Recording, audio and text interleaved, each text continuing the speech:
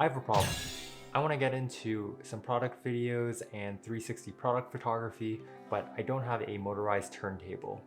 The ones that I've seen online on Amazon are either cheap and crappy or expensive and crappy. I don't think I found one that's quite polished enough that doesn't break the bank. So I found this black turntable under a TV stand in the garage, but I found that it didn't have any ball bearings, which was a no-go for product videos because it just isn't smooth enough. I found a Lazy Susan that has a ball bearing track underneath, so I grabbed that one, but it was a little bit old, so I had to go ahead and lubricate it. I added some WD-40 and now we're in business. The top was all scratched up, so I had to add some poster board to cover it.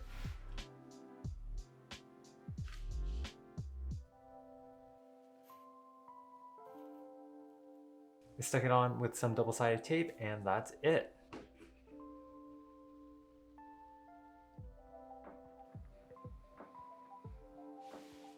Now to do a test shoot. I'm going to be using some of the products that I had for a previous photo shoot. For this one specifically, I'm going to be showcasing some jam jars. So I need to make the turntable spin at a constant rate, otherwise it'll make it more difficult to get constant results during video editing.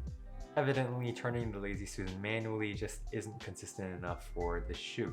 Especially if I want some flexibility with the video clip, then I'm gonna have to leave the turntable running for a little bit. So instead I got a drill, this circle cutter, and taped some gaff tape to the end for some grip. I put it up to the side of the Lazy Susan platform and started spinning.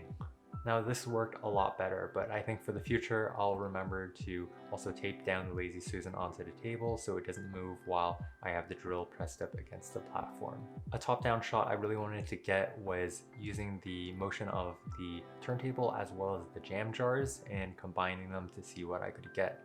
I wanted the motion of the jam jars to be a little bit funky, so I mounted my camera up top and began playing around with the motion of the turntable as well as the jam jar. These were a little bit tricky at first to get the motion right, but once I got it down, it was a lot simpler. And I think these shots turned out pretty well. Finally, for the hero shot, I wanted to get some stable footage of all the jam jars.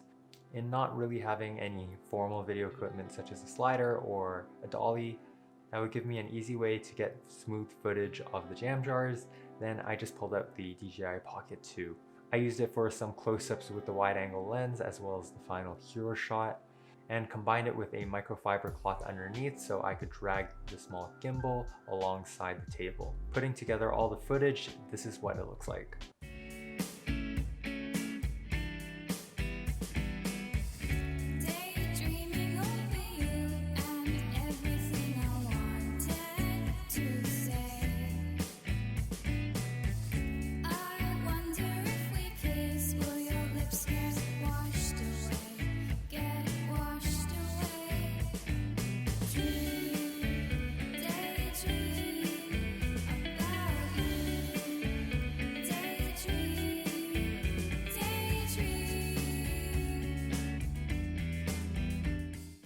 Thanks so much for watching, guys. I really appreciate your support. If you guys found this video helpful or informative, be sure to hit the like button down below. If you're interested in more photo and video production videos, I'm going to be posting weekly videos on my channel, so be sure to subscribe so you don't miss a video. I'll see you guys later. Bye.